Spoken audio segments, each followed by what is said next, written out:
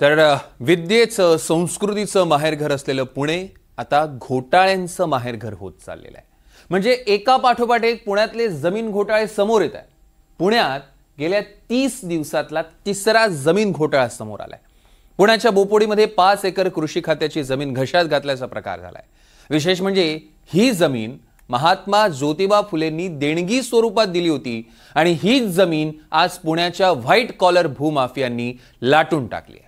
हा घोटाळा नेमका कसा घडला बघूया रिपोर्टमध्ये।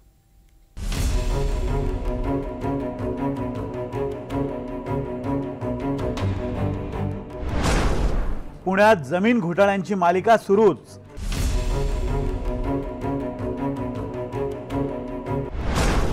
जैन बोर्डिंग आणि महार वतनानंतर बोपोडी जमीन घोटाळा। व्हाईट कॉलर भूमाफियांनी थेट महात्मा फुलेंची जमीन लाटली। मुरलीधर मोहोळ आणि पार्थ पवार यांच्या कथित जमीन घोटाळ्यानंतर आता पुण्यात आणखी एक जमीन घोटाळा समोर आलाय। पुण्यात थेट महात्मा फुलेंच्या मालकीची जमीन हडपण्याचा प्रकार समोर आलाय। मराठीत एक म्हण आहे, खणल तेवढी माती। आणि आता ह्या सगळ्या जमिनीच्या व्यवहारासंदर्भात इतके इंटरेस्टिंग फॅक्ट्स माझ्याकडे आलेत की शिवाजीनगरच्या सारख्या जिथे रिअल इस्टेटचे दर तुम्ही काय असतील याचा अंदाज बांधू शकता त्या ठिकाणची ही जागा। एकूण त्याचे 3-4 सर्वे नंबर आहेत। सर्वे नंबर 57, 48, 59 आणि 62।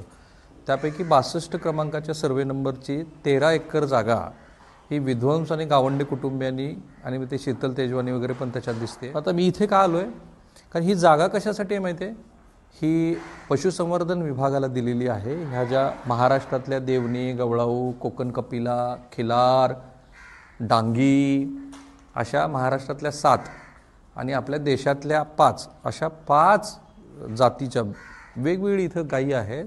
कारण ह्या गायींचं संवर्धन इथं करायचं होतं सरकारला। 70 कोटी रुपये त्यासाठी मंजूर करण्यात आले। ऐतिहासिक आणि शैक्षणिक वारसा असलेली ही जमीन महाराष्ट्र कृषी विद्यापीठाच्या ताब्यात होती। पण आता ही जमीन हेमंत गावंडे आणि विद्वांस कुटुंबानं ताब्यात घेतल्याचं समोर आलंय। हेमंत गावंडे आणि विद्वांस कुटुंबानं 8 एकर जमीन बाउन्सर्स आणून हडपली आहे। त्याचे व्हिडिओ पुरावे NDTV मराठीच्या हाती लागले आहेत। इतकंच नाही तर तहसीलदार सूर्यकांत येवलेंनी 1930 सालचा 7-12 ही बदलला आहे आणि कृषी महाविद्यालयाच्या नोंदीवरून नाव हटवून विद्वांस कुटुंबाचं नाव टाकलंय। 1883 पासून ही सरकारी जमीन आहे। 1920 साली ही जमीन कृषी खात्याकडे होती। साखर भवन आणि कृषी विद्यालयासह इतर इमारतीही इथे आहेत। जमिनीचा बाजारभाव 1500 कोटी रुपयांपर्यंत आहे। शासनाच्या ताब्यात असताना आणि वहिवाट असतानाही हा घोटाळा झालाय। तहसीलदार सूर्यकांत येवले, हेमंत गावंडे, राजेंद्र विद्वांस, ऋषिकेश विद्वांस, मंगल विद्वांस, विद्यानंद पुराणिक आणि जयश्री एकबोटे यांच्यासह शीतल तेजवानी आणि दिग्विजय पाटील यांचाही यात सहभाग असल्याचा आरोप आहे। या प्रकरणी 9 जणांविरोधात खडक पोलीस ठाण्यात गुन्हा दाखल करण्यात आलाय। तर 12 फेब्रुवारी 2024 ते 1 जुलै 2025 या दरम्यान हा कारनामा केल्याचं समोर आलंय। नाही, त्याचा एक रविवारी सकाळी साधारणतः 1 मार्च 2023 मध्ये अचानक तिथे क्रेन आले आणि कंटेनर वगैरे आल्या आणि त्यांनी दरवाजा तोडला। त्यावेळी आमचे तिथे महाराष्ट्र सुरक्षा बलाचे जवान होते, पण त्यांच्याकडे फक्त काही अग्निशस्त्र नव्हती आणि त्यांना ते भयभीत केलं आणि प्रचंड ते वापरून त्यांनी तो कंटेनर आमच्या भिंतीच्या वरून आत ठेवला। भिंत आमची 10 फुटाची, त्याच्यात आत ठेवला। हो, आणि ते झाल्यानंतर आम्ही इमिजिएटली खडकी पोलीस स्टेशनला तक्रार दिलेली की त्याच्यानंतर त्यांनी पाहिजे तेवढे डॉक्युमेंट आम्ही खडकी पोलीस स्टेशनला दिले। आज तक आमच्या त्या तक्रारीवर काही कारवाई नाही। ही जमीन लाटण्यासाठी बनावट कागदपत्र तयार केल्याचा दावा शरद पवार गटाचे नेते एकनाथ खडसेंनी केलाय। आणि त्यामध्ये हेमंत गावंडे सहित अमेडा कंपनीचे संचालक अमरसिंग आपला दिग्विजय अमरसिंग पाटील यांच्यावरही गुन्हा दाखल झालेला आहे। अशा स्वरूपाचा गुन्हा 2015ला मी कृषी मंत्री असतानाही जसाचा तसा गुन्हा मी यांच्यावर दाखल केला होता। जमीन हडप करण्याच्या संदर्भामध्ये ही जमीन हडप करण्याच्या संदर्भामध्ये प्रयत्न करण्यासाठी गावंडेंनी प्रयत्न केला। त्यांनी ही 2009 साली हे जे भट कुटुंबीय आणि त्यांचे जे वारसदार विध्वंस म्हणून त्याचे हे होते, त्या विध्वंस कंपनीकडनं एक कुलमुखत्यारपत्र तयार केलं भटानी यांच्यात, आणि त्या कुलमुखत्यारपत्राद्वारे मी ह्याचा कुळ आहे, ही जमीन आम्हाला मिळावी म्हणून त्यांनी सरकार दरबारी प्रयत्न केले. कलेक्टरला अर्ज केला, कमिशनरकडे केला, मंत्र्याकडे केला, पण तिन्ही ठिकाणी ते अर्ज फेटाळले. त्यांनी सांगितले सरकारी जमीन आहे. याच प्रकरणात तहसीलदार सूर्यकांत येवले यांच्यावर कारवाई करण्यात आली. पार्थ पवारांची अमेडिया कंपनी सुद्धा या जमिनीच्या घोटाळ्यातील व्यवहारात आहे. तहसीलदार सूर्यकांत येवले यांच्या निलंबनाचं मूळ बोपोडी इथल्या एका जमीन व्यवहारात आहे. येवले हे पुणे शहर तहसीलदार म्हणून कार्यरत असताना त्यांनी कायदेशीर नियम आणि वस्तुस्थितीकडे जाणीवपूर्वक दुर्लक्ष केल्याचं निदर्शनास आलंय. बोपोडी इथल्या या जमिनीच्या मालकी हक्काच्या नोंदीमध्ये ॲग्रिकल्चर डेअरीकडे असं शासकीय विभागाचं नाव असतानाही येवले यांनी आपल्या अधिकाराचा वापर करून अर्जदारांच्या बाजूने आदेश दिले. या गंभीर अनियमिततेमुळे शासकीय जमीन एका खासगी व्यक्तीला प्रदान करण्यात आली, ज्यामुळे शासकीय जमिनीचा अपहार झालाय.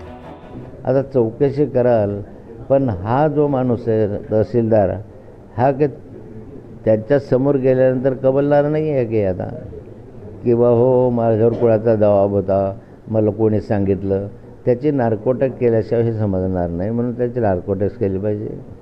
या संदर्भामध्ये याची न्यायालयीन आपल्या उच्च न्यायालयाच्या माध्यमातून साऱ्या घटनेत चौकशी केली पाहिजे, त्या समोर आल्या पाहिजे. यात जे दोषी आहेत सगळ्या ठिकाणी पोलिसांसहित त्यांच्या विरुद्ध कारवाई झाली. बोपोडी आणि कोरेगाव पार्कमधील जमीन घोटाळ्यात पार्थ पवारांच्या अमेडिया कंपनीचाही सहभाग आहे. अमेडिया कंपनीनं जमीन खरेदीसाठी इतके पैसे आणले कुठून, असा सवाल त्यामुळे उपस्थित केला जातोय. आणि त्या डेअरीची जमीन आधीच 35 एकरापेक्षा अधिकची जमीन आहे, ही विकल्या गेलेली आहे. हिचाही व्यवहार झालेला आहे. तो व्यवहार होत असताना तो व्यवहारी ही जी कंपनी आहे पार्थ पवारांच्या नावाच्या वर असणारी कंपनी, या कंपनीने अजून एक शासकीय जमीन तिथे घेतलेली आहे. आणि ती शासकीय जमीन घेत असताना तिला पतपुरवठा कुठून झाला, तर काही दौंड साखर कारखाना जो आहे प्रायव्हेट लिमिटेड, काही त्या दौंडच्या कारखान्यातून त्यांना निधी मिळाला. म्हणजे हा गुन्हा जो आहे तो करत असताना आलेला पैसा हा कुठून कुठून आला याची धागेदोरे तपासले पाहिजे. त्यांनी या पैसे कसे दिले या कंपनीला तेही तपासून बघितलं पाहिजे. त्यामुळे जे आजपूर्वीचे झालेले सर्व व्यवहार आहेत तेही तपासल्या जायला पाहिजे. त्यामुळे सरकार न खाऊंगा न खाणे दूंगा हे मोदी जे म्हणाले होते त्याच्या अगदी उलटं हा कारभार सुरू आहे. पुण्यातील एका पाठोपाठ एक जमीन घोटाळे उघड होत आहेत. या सगळ्या प्रकरणात कसा ना कसा राजकीय वरदहस्त असल्याचंही समोर येत आहे. एकीकडे शाहू फुले आंबेडकरांचं नाव घ्यायचं आणि दुसरीकडे जैन बोर्डाची, महारवतनाची आणि महात्मा फुलेंनी समाजकार्यासाठी दिलेली जमीन लाटायची, असा प्रकार सुरू आहे. गेल्या वर्षभरात महायुतीची बदनामी होईल अशी अनेक प्रकरणं समोर आली आहेत. आता या सगळ्या प्रकारानंतर देवाभाऊ डॅमेज कंट्रोल कसं करणार आणि बोपोडी प्रकरणात कोणती कारवाई करणार हे महत्त्वाचं आहे. Bureau report, NDTV Marathi.